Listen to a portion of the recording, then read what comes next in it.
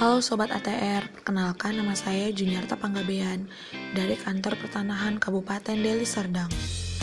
Di sini saya akan memaparkan yaitu rangkuman materi Latsar CPNS Kementerian ATR BPN tahun 2021 dengan tema Aneka, Akuntabilitas, Nasionalisme, Etika Publik, Komitmen Mutu, dan Anti Korupsi.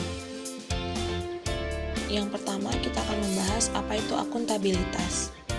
Akuntabilitas memiliki arti yang sama dengan responsibilitas. Akuntabilitas yaitu kewajiban pertanggungjawaban yang harus dicapai. Sedangkan responsibilitas yaitu kewajiban untuk bertanggung jawab. Kedua hal ini memiliki arti yang sama, yaitu kewajiban untuk mempertanggungjawabkan apa yang kita kerjakan untuk mencapai hasil yang maksimal. Contoh dari penerapan akuntabilitas di tempat kerja kita masing-masing yaitu membuat sasaran kinerja pegawai atau SKP secara berkala bagi ASN. Yang kedua yaitu aspek-aspek akuntabilitas. Aspek akuntabilitas yaitu ada 5. Yang pertama, akuntabilitas adalah sebuah hubungan dua pihak antara individu atau kelompok atau institusi dengan negara dan masyarakat. Yang kedua, yaitu berorientasi pada hasil. Hasil yang diharapkan yaitu aparat pemerintah yang bertanggung jawab, adil, inovatif, dan memiliki hasil yang maksimal. Yang ketiga, memperbaiki kinerja. Memperbaiki kinerja PNS dalam memberikan pelayanan kepada masyarakat. Yang keempat, membutuhkan laporan. Sebagai wujud adanya akuntabilitas, dibutuhkan laporan kinerja. Yang kelima, membutuhkan konsekuensi. Konsekuensi dapat berupa sanksi atau penghargaan. 3 fungsi utama akuntabilitas, yaitu peran demokratis untuk menyediakan kontrol demokratis, peran konstitusional untuk mencegah korupsi dan penyalahgunaan kekuasaan, peran belajar untuk meningkatkan efisiensi dan efektivitas. Berikut beberapa aspek yang mendukung lingkungan kerja yang akuntabel. Yang pertama yaitu kepemimpinan, di mana pimpinan memberikan peranan yang penting dalam menciptakan lingkungan kerja yang baik dan nyaman, dapat memberikan contoh pada orang lain maupun bawahan, dan berkomitmen tinggi terhadap kinerja. Yang kedua yaitu integritas. Dengan adanya integritas terhadap institusi tempat di mana kita bekerja, dapat memberikan kepercayaan dan keyakinan kepada publik. Yang ketiga yaitu keadilan. Keadilan haruslah dipelihara dalam lingkungan kerja kita, karena akan mendukung kepercayaan dan kredibilitas suatu organisasi. Yang keempat yaitu transparansi. Transparansi di sini meningkatkan kepercayaan dan keyakinan kepada pimpinan secara keseluruhan, dan dengan mendorong komunikasi yang lebih baik dan kerjasama yang baik antara kelompok internal maupun eksternal. Yang kelima yaitu tanggung jawab. Yang keenam kepercayaan. Yang ketujuh keseimbangan. Yang kedelapan kejelasan. Yang kesembilan yaitu konsisten. Berikut paparan saya mengenai akuntabilitas. Nasionalisme. Nasionalisme dapat diartikan yaitu suatu sikap politik dari masyarakat suatu bangsa yang mempunyai kesamaan kebudayaan dan wilayah serta kesamaan cita-cita dan tujuan. Dengan demikian, masyarakat suatu bangsa tersebut merasakan adanya kesetiaan yang mendalam terhadap bangsa itu sendiri. Nilai-nilai nasionalisme. Nasionalisme ialah cinta tanah air, ras, bahasa, dan sejarah budaya Indonesia. Yang kedua, nasionalisme ialah suatu keinginan akan kemerdekaan politik, keselamatan, dan pretis bangsa. Yang ketiga, dogma yang mengajarkan bahwa individu hanya hidup untuk bangsa demi bangsa itu sendiri. Yang keempat, nasionalisme tidak membedakan status, ras, dan agama. Peran ASN untuk nasionalisme, yaitu ada 4. ASN pelaksana kebijakan publik, ASN sebagai pelayan publik, ASN sebagai perekat dan pemersatu bangsa, ASN dalam menciptakan kondisi damai. ASN pelaksana kebijakan publik yaitu ASN berwenang membuat kebijakan publik. ASN yang berintegritas tinggi dan profesionalisme. ASN sebagai pelayan publik, yaitu bersikap adil dan tidak diskriminasi dalam memberikan pelayanan kepada masyarakat, profesional dan berintegritas dalam memberikan pelayanan, menjunjung tinggi nilai-nilai kejujuran, keadilan, tidak korupsi, transparan, akuntabel, dan memuaskan publik. ASN sebagai perekat dan pemersatu bangsa. ASN pemersatu bangsa dan negara memiliki jiwa nasionalisme dan wawasan kebangsaan yang kuat, memiliki kesadaran sebagai penjaga kedaulatan negara, menjadi perekat bangsa, dan mengupayakan situasi damai di seluruh wilayah Indonesia dan menjaga keutuhan NKRI.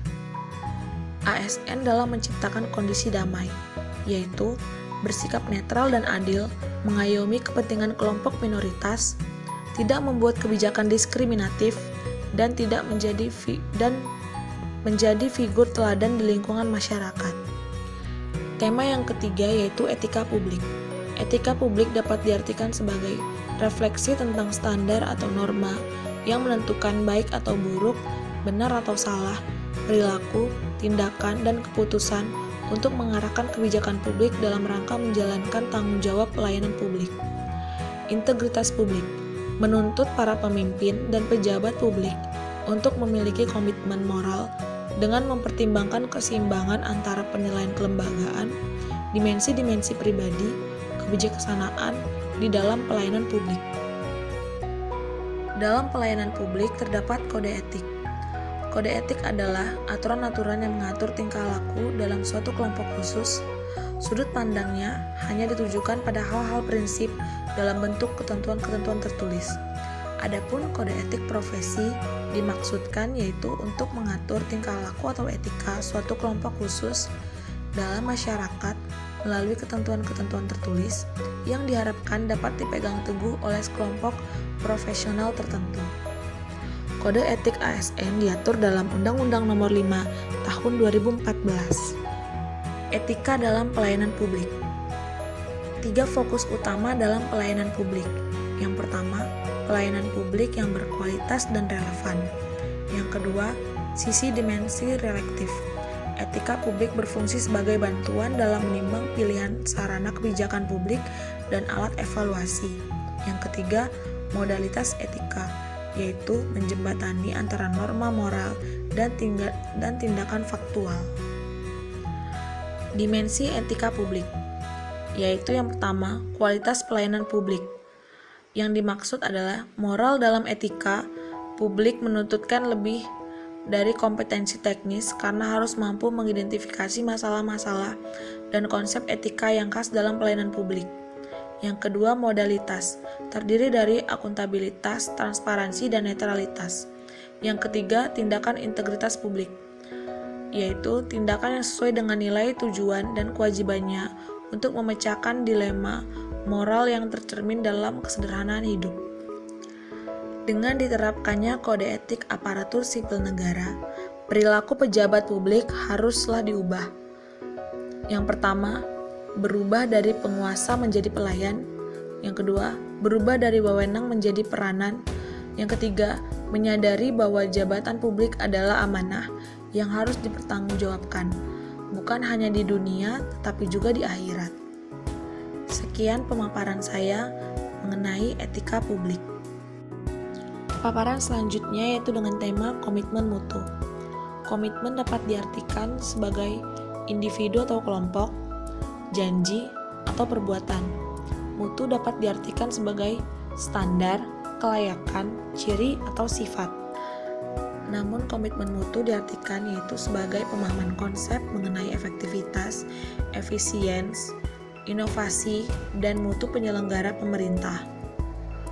Contoh, nilai-nilai dasar orientasi mutu yang mencakup efektivitas, efisiensi, inovasi, mutu. Yang pertama, mengedepankan komitmen terhadap kepuasan customer atau klien. Yang kedua, memberikan pelayanan yang cepat, tepat, dan dengan senyuman ramah untuk menjaga memelihara agar customer atau klien tetap setia. Yang ketiga, menghasilkan produk atau jasa yang berkualitas tinggi tanpa cacat, tanpa kesalahan dan tidak ada pemborosan. Yang keempat, beradaptasi dengan perubahan yang terjadi, baik berkaitan dengan pergeseran tuntutan kebutuhan customer atau klien maupun perkembangan teknologi. Yang kelima, menggunakan pendekatan ilmiah dan inovatif dalam pemecahan masalah dan pengambilan keputusan. Yang keenam, melakukan upaya perbaikan secara berkelanjutan melalui berbagai cara antara lain pendidikan, pelatihan, pengembangan ide kreatif, kolaborasi, dan benchmark. Paparan selanjutnya yaitu anti korupsi. Definisi dari korupsi yaitu corruption. Dari bahasa Latin tersebut kemudian dikenal sebagai corruption. Arti kata korupsi secara harfiah adalah kebusukan, keburukan, kebejatan, ketidakjujuran, dapat disuap, tidak bermoral, penyimpangan dari kesucian. Jenis-jenis korupsi menurut Undang-Undang Nomor 31 Tahun 1999 yaitu kerugian keuangan negara, suap menyuap, pemerasan, perbuatan curang, penggelapan dalam jabatan, gratifikasi, bentuk kepentingan dalam pengadaan. Jenis-jenis korupsi tersebut tidak dipungkiri pasti ada dalam suatu organisasi. Penyebab dari korupsi yaitu karena adanya kebutuhan dan adanya kesempatan dan juga adanya keserakahan. Namun semua itu dapat kita hindari bila kita menerapkan nilai-nilai dasar anti korupsi yaitu jujur, berani, mandiri, tanggung jawab, peduli, sederhana, kerja keras, disiplin, dan adil. Demikian paparan saya mengenai aneka, akuntabilitas, nasionalisme, etika publik, komitmen mutu, dan anti korupsi. Semoga paparan saya ini dapat mengingatkan betapa pentingnya sebuah akuntabilitas, rasa nasionalisme, etika publik, komitmen mutu, dan anti korupsi dalam suatu organisasi maupun satuan kerja kita masing-masing.